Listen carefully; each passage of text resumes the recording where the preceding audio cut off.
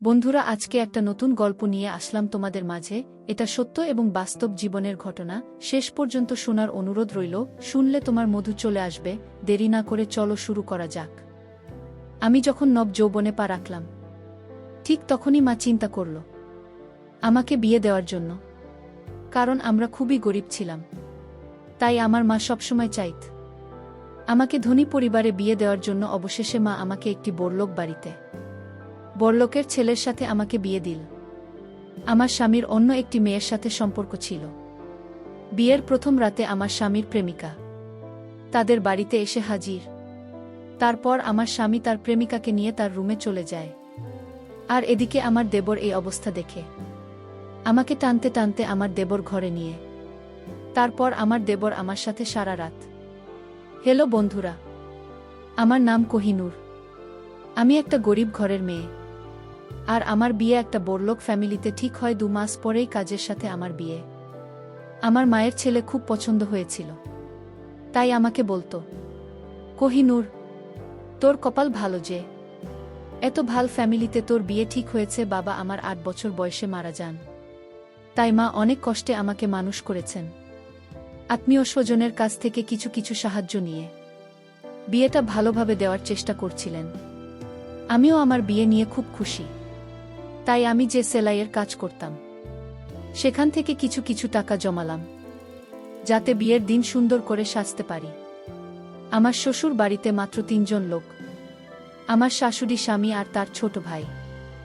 শ্বশুর অনেক আগেই মারা গেছেন। সবাই আমার শ্বশুরবাড়ির খুব প্রশংসা করত, বিশেষ করে আমার স্বামীর। সবাই বলতো আমার শ্বশুরবাড়ির লোকজন খুব ভালো ছিল।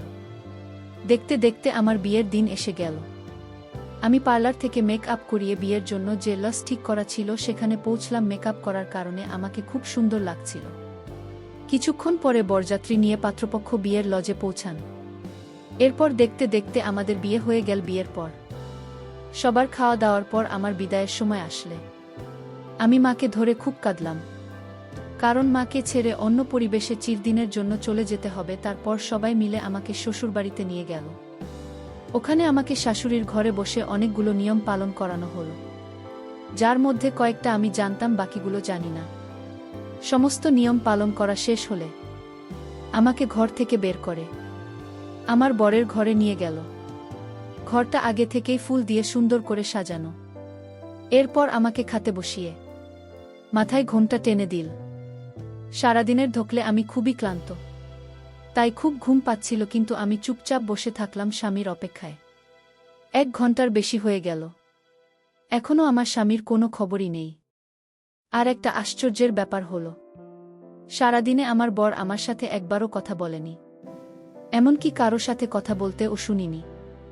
এইভাবে চুপচাপ বসে থাকতে থাকতে কখন যেন একটু ঝিমুনি ভাব এলো। হঠাৎ দরজার আওয়াজে আমার ঘুম ভেঙে গেল। তাকিয়ে অবাক হয়ে দেখলাম ঘরের মধ্যে কেউ নেই। তারপরে যখন দরজার দিকে তাকালাম তখন তো আমার চোখ কপালে ওঠার জোগাড়, কারণ দরজায় দাঁড়িয়ে আমার স্বামী, আর ওর সাথে একটা মহিলা, যাকে দেখে আমার পাগলি মনে হচ্ছিল। কারণ ওর জামা কাপড়ের জায়গায় জায়গায় ছেঁড়া ফাটা, আর সবসময় মাথা চুলকে যাচ্ছে। ওই মহিলাকে আমার স্বামীর সঙ্গে দেখে আমি অবাক হয়ে কাছে গেলাম। আমাকে দেখে ওই পাগলি আমার স্বামীর পিছনে লুকিয়ে পড়ল, যেন আমাকে দেখে ভয় পাচ্ছে। আমি আমার স্বামীকে বললাম, কাজেই মহিলাটিকে, আরে আমাদের ঘরে কি করছে? তখন কাজেম ওই মহিলাকে নিজের কাছে টেনে বলল যে, আমার বউ, আরে তুমি তোমার মতো সুন্দর করে সাজা। ও আমার তো পায়ের নিচ থেকে মাটি সরে গেল, কারণ আজকে আমার বিয়ে হয়েছে, আর আমার স্বামী একটা পাগলি মহিলাকে বহু বলছে, আর ওকে আমার মতো সুন্দর করে সাজাতে বলছে। শুনে তো আমার চোখ দিয়ে জল পড়তে লাগল। আমি আমার স্বামীকে বললাম, কাজের, তুমি এসব কি বলছো? এই মহিলা তোমার বয় কিভাবে? তোমার বউ তো আমি। তুমি তো আজকে সবার সামনে আমাকে বিয়ে করেছ, আর এখন তুমি চাইছো এই মহিলাকে সুন্দর করে সাজিয়ে আমার জায়গায় বসাতে। এসব কথা শুনে কাজেম রেগে গিয়ে বলল, আমি বলেছি তুই আমার বউ, তুমি একে তোমার মতো সুন্দর করে সাজিয়ে ঘরে বসাও, তারপরে তুমি ঘর থেকে বেরিয়ে যাও, না হলে আজকেই তোমাকে আমি ডিভোর্স দিয়ে দেব। এ কথা শুনে আমার গা কাঁপতে লাগল, কারণ আমার মা অনেক আশা ভরসা নিয়ে আমার বিয়ে দিয়েছেন। যদি আমার ডিভোর্স হয়ে যায় তাহলে তো আমার মা জীবিত লাশ হয়ে যাবে। আমার মা সারা জীবন শুধু দুঃখই পেয়েছি, আমি চাই না যে আমার জন্য আমার মা আবার দুঃখ কষ্ট পাক। তাই আমি কাজের কথায় রাজি হয়ে মাথা নাড়ালাম। তারপরে ওই পাগলি মহিলাকে বাথরুমে নিয়ে তৈরি করতে লাগলাম। তাকে আমার বেন আর সেটা পরালাম, যেটা আমার বিয়েতে শ্বশুরবাড়ি থেকে আমাকে উপহার হিসেবে দিয়েছিল।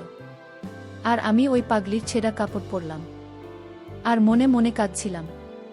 তারপরে ওই পাগলি মহিলাকে ড্রেসিং টেবিলের সামনে এনে সুন্দর করে মেকআপ করে আমার যত গয়নাগাটি ছিল সব করালাম। যাকে এতক্ষণ বিশ্রী লাগছিল তাকে খুব সুন্দর দেখাচ্ছে। ওই পাগলি জুয়েলারি পরে খুব এক্সাইটেড হয়ে গেল আর আয়নায় বারবার নিজেকে দেখে তালিবা যাচ্ছিল। ওই পাগলিকে রেডি করার পর আমি আমার স্বামীর দিকে ইশারা করলেন। আমার স্বামী ওঠে ওই পাগলির কাছে এসে ভালো করে দেখতে লাগল। তারপরে আমাকে ঘর থেকে বেরিয়ে যাওয়ার ইশারা করল। আমি কাঁচতে কাঁচতে বাইরে বেরিয়ে আসলাম। আমাকে দেখে কে বলবে যে কিছুক্ষণ আগে আমার বিয়ে হয়েছে? আমাকে দেখে যে কেউ পাগলি বলবে? এই বাড়িতে নতুন, তাই বুঝতে পারছিলাম না এত রাতে কোথায় যাব।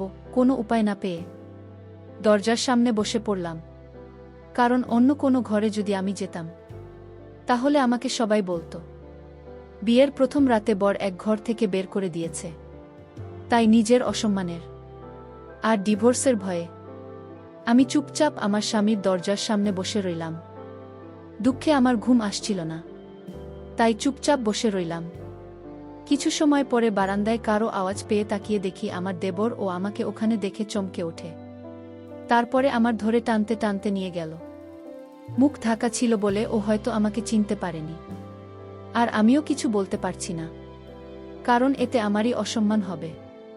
কারণ আমি সেই মেয়ে যাকে বিয়ের প্রথম রাতেই তার স্বামী ঘরের বাইরে বের করে দিয়েছে। ও হয়তো আমাকে ওই পাগলি ভেবেছিল, তাই টানতে টানতে আমাকে স্টোর রুমে নিয়ে একটা দড়ি দিয়ে বেঁধে ফেলে। তারপর আমি অবাক হয়ে দেখলাম যে সে আমার জন্য বাসি রুটি তরকারি আর কিছু ওষুধ নিয়ে আসলো, যেটা হয়তো এই পাগলের জন্য। কিন্তু আমি ওষুধ কিছুতেই খেতে পারবো না, কারণ আমি তো পাগলি না। দড়ি দিয়ে আমার পা বাঁধা ছিল, কিন্তু দুইটা হাত খোলা। ও আমাকে ওই বাসি রুটি খেতে বলল।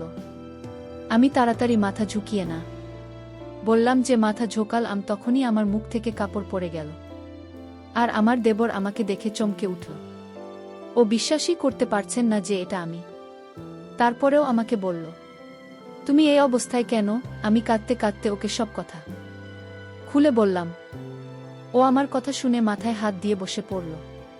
তারপর বলল, তোমার উচিত হয়নি দাদার কথা শুনে ওই পাগলিকে নিজের জায়গায় বসানো আর ঘর থেকে বেরোনো। এ কথা শুনে আমি বললাম যে তোমার দাদা আমাকে ডিভোর্স দেওয়ার আর এই বাড়ি থেকে বের করে দেওয়ার ভয় দেখাচ্ছিল। আর আমার ডিভোর্সের কথা শুনলে আমার মা জীবিত লাশে পরিণত হবে। তারপর আমার দেবর আমার পা থেকে দড়ি খুলে আমাকে ওর পিছন পিছন আসতে বলল। আমি ওর পিছন পিছন স্টোর রুম থেকে বেরিয়ে অন্য একটা ঘরে গেলাম, যেখানে আমার শাশুড়ি ঘুমিয়েছিল।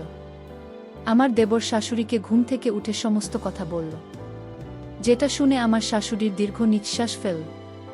আমি বুঝতে পারছিলাম কিছু একটা তো আছে, যেটা এরা আমার থেকে লুকোচ্ছে। তাই আমি আমার শাশুড়িকে সরাসরি জিজ্ঞেস করলাম, ওই মহিলাটিকে যার জন্য আমাকে আমার ঘর থেকে বের হয়ে আসতে হয়েছে? তখন আমার শাশুড়ি দেবরকে বাইরে যেতে ইশারা করল। দেবের বাইরে বেরিয়ে গেল। শাশুড়ি আমাকে ওনার পাশে বসিয়ে বললেন, যেও হলো আমার বান্ধবীর মেয়ে। ওর ছোটবেলাতেই ওর বাবা মা মারা যায়, তাই আমি ওকে বাড়িতে এনে নিজের মেয়ের মতো মানুষ করি। ওরা তিনজনে একসাথে বড় হয়। কাজের সাথে ওর বন্ধুত্ব খুব ভালো ছিল। আমার শাশুড়ি আরও বললেন, ওই পাগলি মেয়েটার নাম মালেহা। বড় হলে আমার শাশুড়ি ওকে বিয়ে দেওয়ার জন্য পাত্র দেখতে শুরু করলেন। মালেহা বলে যেও কাউকে ভালোবাসে আর তাকেই বিয়ে করতে চায়। এটাতে আমার শাশুড়ি খুশি হয়ে ওই ছেলের সাথে মালার বিয়ে ঠিক করেন।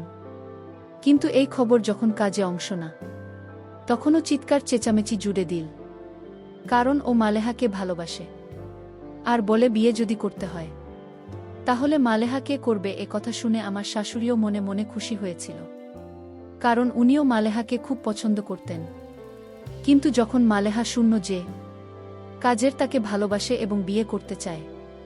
তখন মালেহা সরাসরি না বলে দেয়। এটা শুনে কাজিমের মন ভেঙে যায়। তাই ও ব্যবসার কাজে বাইরে চলে যায়। মালেহা এ কথা শুনে আমার শাশুড়ির খারাপ লাগলেও তিনি মালহার বিয়ে ধুমধাম করে দেন। কাজে এতটাই দুঃখ পেয়েছিল যে ও মালহার বিয়েতেও আসেনি। মালেহা বিয়ের মাত্র 2 মাস পরে ফিরে আসে, কারণ ওখানে থেকেও কেমন পাগল হয়ে যাচ্ছিল। আর ওর স্বামী ওর সমস্ত গয়নাগাটি টাকা পয়সা নিয়ে পালিয়ে যায়। তারপরে আর তাকে খুঁজে পাওয়া যায়নি। পরে খোঁজখবর নিয়ে জানা যায় মালিহার সঙ্গে ছেলেটির অনলাইনে পরিচয়। তার মানে ছেলেটি একটা ধোঁকাবাজ, যে টাকা পয়সার লোভ ধোঁকা দিয়ে বিয়ে করেছিল। মালেহা তখন সন্তান সম্ভবা। এ কথা শুনে দুঃখে মালেহা পাগলের মতো আচরণ করতে শুরু করে। তারপরে যখন ওর বাচ্চা নষ্ট হয়ে যায়, তখন মালেহা পুরোপুরি পাগল হয়ে যায়। এই খবর যখন কাজের শুনে, ও তাড়াতাড়ি বাড়ি ফিরে মালহার খেয়াল রাখতে শুরু করে। ও মালেহাকে ভালো ডাক্তার দেখায়, কিন্তু ডাক্তার বলেছিল হয়তো মালেহা পুরোপুরি ঠিক হবে না, একটাই মাত্র সম্ভাবনা আছে। ওর সাথে যা যা হয়েছে তাই যদি আবার রিপিট করা হয় তাহলে হয়তো ঠিক হতে পারে। এ কথা শুনে কাজেম ওকে বিয়ে করার জন্য ব্যস্ত হয়ে পড়ে। তখন আমার শাশুড়ি ওকে নিজের ডিপটি দিয়ে কোনো রকমে আটকে রাখে। এইভাবে 1 বছর কেটে গেল, কিন্তু মালহার কোনো উন্নতি দেখা গেল না। তাই আমার শাশুড়ি কাজিমকে বোঝাতে লাগল, মালেহা যখন 1 বছরও ঠিক হয়নি, তাহলে কি এমন গ্যারান্টি আছে যে বিয়ের পরে ঠিক হয়ে যাবে? মালেহা খুব বেশি পাগলামি করত, আর ওর ধারে কাছে কেউ ঘেঁষতে পারত না। আর কয়েকবার তো কামড়ানোর চেষ্টা করছে, আর সুযোগ পেলেই বাড়ি থেকে পালিয়ে যেত। তাই আমরা ওকে দড়ি দিয়ে বেঁধে রাখতে বাধ্য হই। কাজের এত চেষ্টা 1 বছর পরেও মালেহা যখন ঠিক হলো না, তখন বাড়ির সবাই কাজিমকে বুঝিয়ে শুনিয়ে বিয়ে দিল। কারণ সবাই ভেবেছিল যে কাজের বিয়ে করলে হয়তো ওর মন থেকে মালহার প্রভাব কমে যাবে। আমার শাশুড়ি সবসময় চাইত কাজেম জান বিয়ে করে সুখী হতে পারে, কিন্তু কাজেম যে মালেহাকে পুরনো জীবনের কথা মনে করানোর জন্য মালেহাকে নিজের বাসর ঘরে নিয়ে গেছে, এটা তারা কেউ জানত না শাশুড়ির মুখ থেকে। এই সমস্ত কথা শুনে আমার কারেন্টের শক খাওয়ার মতো অবস্থা হলো। কারণ আমাকে এমন একটা ছেলের সঙ্গে বিয়ে দেওয়া হয়েছে যে আগে থেকেই অন্য কাউকে ভালোবাসে। হয়তো আমরা গরিব, তাই আমাদের সাথে এসব করা যায়, কারণ ওরা জানে আমরা কিছুই করতে পারবো না। এইসব ভেবে ভিতরে ভিতরে কান্নায় আমার বুক ফেটে যাচ্ছিল। তখন আমার শাশুড়ি আমাকে নিয়ে আমার স্বামীর ঘরের দরজার সামনে এসে দরজা খুলে দেখতে পেলাম যে মালেহা নতুন শাড়ি গহনা পরে মেঝেতে শুয়ে আছে, আর কাজের খাটের উপর বসে বসে কান্না করছে। কাজেম ওর মাকে দেখেই আমার কাছে এসে মাকে ধরে কাঁদতে লাগল। কান্না থামলে আমার শাশুড়ি কাজিমকে বোঝাতে লাগল যে কাজে আমার সাথে কি অন্যায় করেছে। এরপর কাজেম আমার দিকে মাথা নিচু করে দাঁড়িয়ে আমার কাছে ক্ষমা চাই। এরপর আমার শাশুড়ি ঘুমন্ত মানহাকে ঘুম থেকে উঠিয়ে বুঝিয়ে শুনিয়ে নিজের সঙ্গে নিয়ে গেলেন। উনারা যাওয়ার পরে কাজেম আমার কাছে আবার ক্ষমা চেয়ে আমাকে কারণ বোঝাতে লাগল, যেটা আমি আগে আমার শাশুড়ির কাছ থেকে শুনেছি। আমি বুঝতে পারলাম যে কাজেই বিয়ে করতে চাইতো না, যাতে ও মালেহা দেখাশোনা করে ঠিক করতে পারে এবং ওকে বিয়ে করতে পারি। কিন্তু বাড়ির সবাই জোর করে ওকে আমার সাথে বিয়ে দিয়ে দেয়। রমেন নিজের দুঃখ আমার সাথে শেয়ার করতে শুরু করলে আমি ওকে বললাম, আমি সবসময় তোমার পাশে আছি। আমার নিজের উপর বিশ্বাস ছিল যে আমি ওর মনে আমার জন্য জায়গা করে নিতে পারবো। আর এইসব কথা না আমি আমার মাকে না অন্য কাউকে বলতে পারবো। আমি ওই বাড়িতে মালিহার সাথে নিজের বোনের মতো ব্যবহার করতে শুরু করি। ওর খাওয়া দাওয়া দেখাশোনা করতে থাকি। ফলে বাড়ির সকলের সাথে সাথে কাজের মনেও আমার জন্য জায়গা তৈরি হয়, যেটা আমার স্বামী আমার সঙ্গে মিষ্টি মিষ্টি কথা বলে বোঝাত। কিন্তু মালহার অবস্থার কোনো উন্নতি হয়নি। ওষুধ চেঞ্জ করেও দেখা হয়েছে, কিন্তু কোনো ফল পাওয়া যায়নি। কিন্তু তবুও কাজেম চাইতো মালেহা যেন ভালো হয়ে যায়। তাই আমি দিনরাত পরিশ্রম করতাম, ওকে নিয়ে ডাক্তারের কাছে চেক আপ করাতে যেতাম। কিন্তু মালহার অবস্থার কোনো উন্নতি হয়নি। ধীরে ধীরে মালহার অবস্থা খারাপ হতে থাকে। ও এখন সারাদিন বিছানাতেই শুয়ে থাকে। তাই আমি কাজিমকে বললাম, ওকে শহরের সবচেয়ে ভালো ডাক্তারকে দিয়ে চেক আপ করাতে। যখন আমরা সেই ডাক্তারের কাছে নিয়ে গিয়ে চেক আপ করাতাম, ডাক্তারের কথা শুনে আমরা তো সবাই হতাশ হয়ে গেলাম। কারণ ডাক্তার বলল, মালেহা শরীরে ধীরে ধীরে ক্যান্সার ছড়িয়ে পড়েছে, ওর জীবন আর মাত্র কয়েকদিনের। কিন্তু আমরা হাল না ছেড়ে ওর ক্যান্সারের চিকিৎসা করাতে লাগলাম। কিন্তু এত চিকিৎসা করেও কোনো ফল পাওয়া গেল না। আমার বিয়ের 6 মাসের মাথায় মালেহা সবাইকে দুঃখ দিয়ে এই পৃথিবী ছেড়ে চলে গেল। ওই ছেলেটার উপর আমার খুব রাগ হতো, যার কারণে মালেহা এই অবস্থা। ওই ছেলে পৃথিবীর যেখানেই থাকুক না কেন, জীবনে কখনো সুখী হতে পারবে না। ওই ছেলেটি যদি লোভের কারণে মালহার জীবন নিয়ে ছিনিমিনি না খেলে, তাহলে মালেহা এখন ছেলে মেয়ে নিয়ে সুখে শান্তিতে ঘর সংসার করত। কিন্তু আমরা যেটা ভাবি সেটা সব সময় হয় না, কারণ বিধাতা যার কপালে যা লিখে দিয়েছেন তাই হয়। মালেহার সাথেও তাই হয়েছিল, যা বিধাতা ওর কপালে লিখে রেখেছিল, যার দুঃখ আমাদের সারা জীবনেও শেষ হবে না। এখন মালেহা নেই, তাই কাজের জীবনে শুধুমাত্র আমি ছিলাম। ধীরে ধীরে কাজের মন থেকে মালহার প্রভাব কমে গেল। একদিন কাজে মামাকে বলল, কোহিনূর আজকে তোমাকে অনেক সুন্দর লাগছে। কোহিনূর আজকে তোমার মধ্যে আমি আমার মালেহাকে দেখতে পাইতেছি। কোহিনূর আজকে আমি তোমার সাথে আমার প্রথম কাজ শুরু করব। আমি তোমাকে নিজে হাতে সাজিয়ে দেব। কাজলের মুখ থেকে এমন কথা শুনে আমার মনটা ভরে গেল। আমি খুব ভালো করে সেদিন সাজুগুজু হয়ে একেবারে বাসরঘরের মতো বসে রইলাম। জীবনে এই প্রথম আমার স্বামীর সোহাগ আমি পাপ ভাবতেই মনটা ভরে গেল। তারপর সেই রাতে আমার স্বামী কাজে আমার রুমে এল। তাকে দেখে অনেক রোমান্টিক মনে হলো। সে আমার রুমে ঢুকে আমাকে দেখেই সে অপলক দৃষ্টিতে তাকিয়ে রইল। আমি তার দিকে মায়ের দৃষ্টিতে তাকিয়ে রইলাম, আর মনে মনে ভাবতে লাগলাম, আমার স্বামী অনেক দিনের ক্ষুধার্ত, আমি কি তার সাথে কুলিয়ে উঠতে পারবো?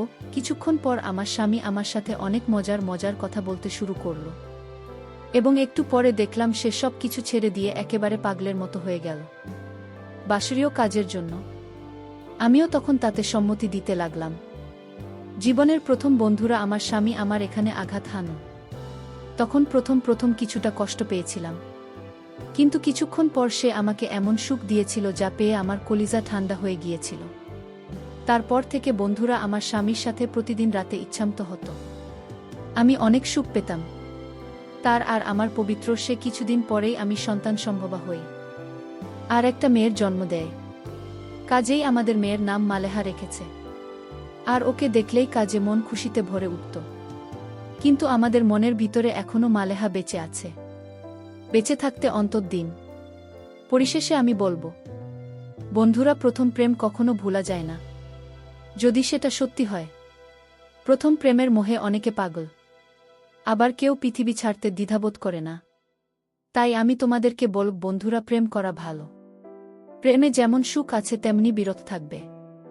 তাই বেশি আবেগী হয়ে কোনো রকম দুর্ঘটনা করার চেষ্টা করি না, তাতে আমাদেরই ক্ষতি, কারণ দিন শেষে কেউ কারো না। বন্ধুরা, আজকে এই পর্যন্তই। আবারও আসব তোমাদের মধ্যে নতুন কোনো ভিডিও নিয়ে। ভিডিওটি যদি তোমাদের ভালো লাগে তাহলে একটি লাইক দাও। প্রতিদিন আমি তোমাদেরকে একটা করে নতুন গল্প উপহার দিব। তাই তোমাদেরকে অনুরোধ করে বলছি, তোমরা যদি এরকম ধরনের ইন্টারেস্টিং গল্প পেতে চাও তাহলে দয়া করে আমার চ্যানেলটি সাবস্ক্রাইব করো। পরিশেষে তোমাদের সকলের সুস্বাস্থ্য কামনা করি। ভিডিওটি দেখার জন্য তোমাদের সকলকে অসংখ্য ধন্যবাদ।